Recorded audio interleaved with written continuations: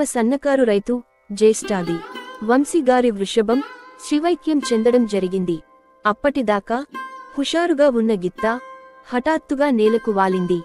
నిమిషాల వ్యవధిలో లోకాన్ని విడిచింది. కడప జిల్లా దువ్వూరు మండలం గుడిపాడు గ్రామానికి చెందిన రైతు జ్యేష్ఠాది వంశీగారు పెద్ద సైజులో గిత్తలను పోషిస్తూ వ్యవసాయ పనులు చేసుకుంటూ సేద్యపు విభాగంలో పాల్గొంటూ ఎద్దులను ఇష్టంగా పెంచుకునేవారు.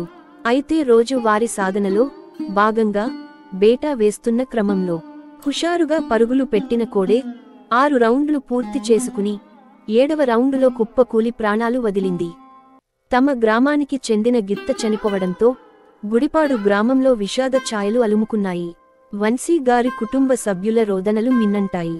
గతంలో ఈ గిత్త చాలా పోటీల్లో గట్టి ప్రదర్శన కనపరచి తనకంటూ ప్రత్యేక స్థానాన్ని సంపాదించుకుంది. ఈ గిత్తను ఒక పశువులా కాకుండా కుటుంబంలో మనిషిలా చూసుకుంటున్న వంశీగారి కుటుంబ సభ్యులు కన్నిటి సాగరంలో మునిగారు.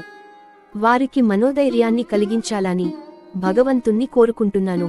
ఈ యువ సన్నకారు రైతుకు జరిగిన నష్టానికి మీ వంతు మీరు ఎవరైనా దయాహృదయులు, సాటి రైతులు, ఓంగోలు జాతి అభిమానులు సహాయం చేసి ఆదుకోవాలని మనవి చేస్తున్నాను.